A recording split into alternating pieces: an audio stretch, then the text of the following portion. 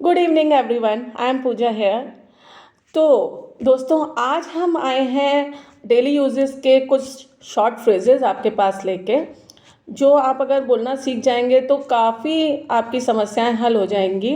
कई चीज़ें आप आराम से इंग्लिश में बोल पाएंगे और अपने अंदर एक अच्छा नया कॉन्फिडेंस भी ला पाएंगे। तो स्टार्ट करते हैं। तो हम शुरू करते हैं। जैसे हम किसी से जब मिलते हैं ना, तो ज़्यादातर आजकल जो एक शॉर्ट फ्रेज चलता है, व्हाट्स गोइंग ऑन।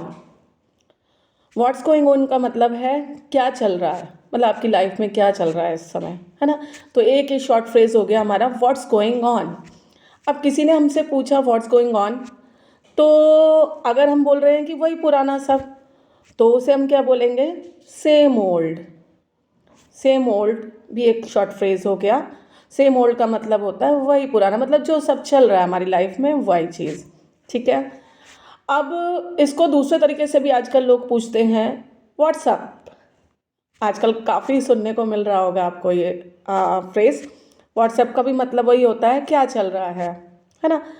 अगर इसका आप जो आंसर है ये देना चाहते हैं कुछ खास नहीं, तो उसके लिए भी एक बहुत बढ़िया फ्रेज है, नथिंग स्पेशल। है ना। कितना बढ़िया है, शॉर्ट फ्रेज में आप आराम से बोल सकते हैं कुछ खास नहीं, नथिंग स्पेशल।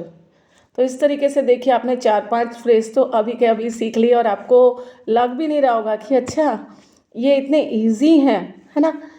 उसके बाद जैसे कभी कभी होता है ना, आप कहीं गए हुए मार्केट में कोई चीज़ देख रहे हैं और शॉपकीपर ने आपसे पूछा कौन सा वाला, है ना।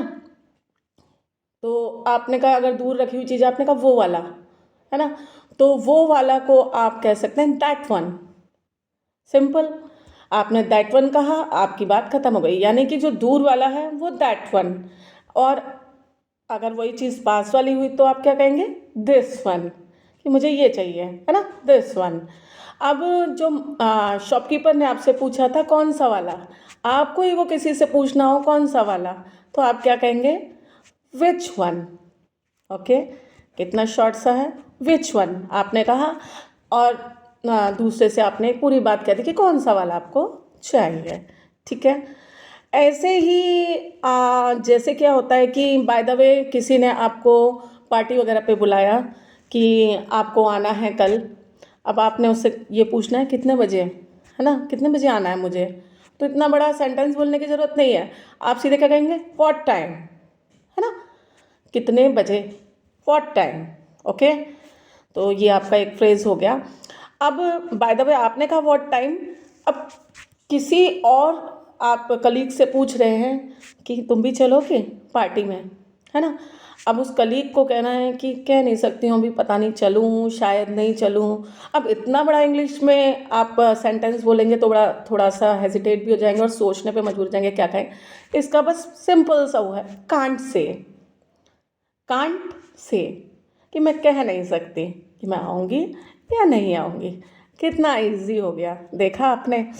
अब बाय द वे कोई चीज़ किसी ने आपको दी, खाने को ही दी, जैसे बाय द वे मुझे गुलाब जामुन पसंद है, ऐसे किसी ने गुलाब जामुन दिया और अब उसे पूछना है आपसे कि आपको क्या ये पसंद आया, कैसा लगा आपको। अब कितना क्या कहे, तो उसका भी एक शॉर्ट सा फ्रेज है, do you like it. Do you like it. अब आपको पसंद आया, अब मुझे गुलाब जामुन पसंद है तो ये ज़रूरी थोड़ा ना कि दूसरे को भी पसंद हो, उसे थोड़ा थोड़ा पसंद है। अब आपको कहना है थोड़ा थोड़ा। अब आप सोचेंगे थोड़ा थोड़ा, उसका भी बहुत अच्छा सा एक फ्रेज है, काइंड ऑफ। क्या है? काइंड ऑफ, यानी कि थोड़ा थोड़ा। ओके। अब ये तो हो गए आपके इस तरीके से। बाय द वे किसी ने आपसे कहा कि जैसे साथ में चल रहे हैं ना, और पता चले बॉस आ गए, है ना।